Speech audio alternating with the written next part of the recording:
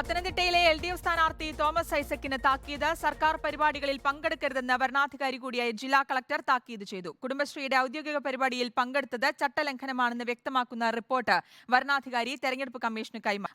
Praveen പുരുഷോത്തമനിലേക്ക്. Praveen, Thomas Isaac കുടുംബശ്രീയുടെ പരിപാടിയിൽ പങ്കെടുത്തതുമായി ബന്ധപ്പെട്ടുള്ള പ്രശ്നത്തിലാണ് ഈ ഒരു താക്കീത് നൽകിയിരിക്കുന്നതെന്ന് മനസ്സിലാക്കുന്നു. എന്താണ് അദ്ദേഹം നൽകിയ വിശദീകരണം? അതിൽ എങ്ങനെയാണ് ഈ താക്കീത്? മറ്റു വിവരങ്ങൾ എന്തൊക്കെയാണ്? പത്തനംതിട്ട ലോക്സഭാ മണ്ഡലത്തിലെ തെരഞ്ഞെടുപ്പ് പ്രചരണത്തിൽ LDF സ്ഥാനാർത്ഥി ഡോക്ടർ തോമസ് ഐസക് സർക്കാർ മിഷനറികൾ ദുരുപയോഗം ചെയ്യുന്നതായി UDF ജില്ലാ കളക്ടർക്ക് പരാതി നൽകിയിരുന്നു. ഈ പരാതിയിന്മേൽ തോമസ് ഐസക്കിന് നോട്ടീസും ജില്ലാ കളക്ടർ നൽകിയിരുന്നു. ഈ നോട്ടീസിന് ഒരു മറുപടി തോമസ് ഐസക് കഴിഞ്ഞ ദിവസം നൽകിയിരുന്നു. അതിനെ തുടർന്നാണ് ഇപ്പോൾ LDF സ്ഥാനാർത്ഥി തോമസ് ഐസക്കിന് ഒരു താക്കീത് ജില്ലാ കളക്ടറുടെ ഭാഗത്തു നിന്നും കൊടുത്തിരിക്കുന്നത്. അതായത് സർക്കാർ പരിപാടികളിൽ സ്ഥാനാർത്ഥി എന്ന നിലയിൽ തോമസ് ഐസക് പങ്കെടുക്കരുത്. ഈ സർക്കാർ പരിപാടികൾ അതിൽ പങ്കെടുത്തുകൊണ്ട് സർക്കാർ മിഷനറികൾ ദുരുപയോഗം ചെയ്യുന്നത് ചട്ടലംഘനമാണെന്നും ജില്ലാ കളക്ടർ പറഞ്ഞിട്ടുണ്ട്.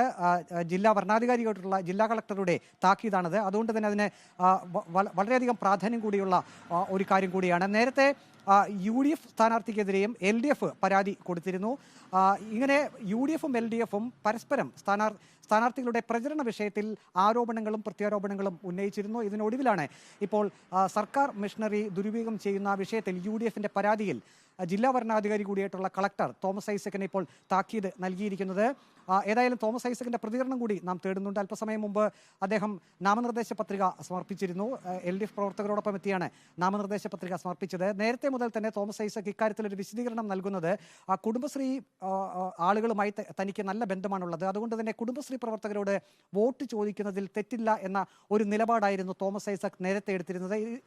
ഇനിയിപ്പോൾ ഈ നോട്ടീസ് കൂടി, ഈ ഒരു താക്കീത് കൂടി ലഭിച്ച സന്ദർഭത്തിൽ തോമസ് ഐസക്കിന്റെ മറുപടി എന്തായിരിക്കുമെന്ന ഒരു ആകാംക്ഷ കൂടിയുണ്ട്. ഏതായാലും തോമസ് ഐസക്കിന് ഇക്കാര്യത്തിൽ ഒരു കർശന നിർദ്ദേശം തന്നെയാണ് നൽകിയിരിക്കുന്നത്. അതോടൊപ്പം ജില്ലാ വരണാധികാരി കൂടിയായിട്ടുള്ള ജില്ലാ കളക്ടർ തെരഞ്ഞെടുപ്പ് കമ്മീഷനും ഈ റിപ്പോർട്ട് കൈമാറിയിട്ടുണ്ട്. ഏതായാലും UDFിന്റെ പ്രതികരണം ഇതിനോടകം വന്നിട്ടുണ്ട്. അവർ നേരത്തെ തന്നെ ഉന്നയിച്ചിരുന്ന ഒരു പരാതിയായിരുന്നു ഇക്കാര്യം. ഏതായാലും ഇക്കാര്യത്തിൽ ജില്ലാ വരണാധികാരി ഉചിതമായിട്ടുള്ള ഒരു തീരുമാനം എടുത്തു എന്ന് തന്നെയാണ് UDFിന്റെ ഭാഗത്തു നിന്നും പ്രതികരണം വരുന്നത്. അതോടൊപ്പം തന്നെ ഇനിയും ഇത്തരത്തിൽ സർക്കാർ മിഷനറികൾ LDF സ്ഥാനാർത്ഥിയെ ദുരുപയോഗം ചെയ്യുകയാണെങ്കിൽ കൂടുതൽ പരാതികളും സമരപരിപാടികളുമായി മുന്നോട്ട് പോകുമെന്നാണ് UDFിന്റെ താക്കീതും.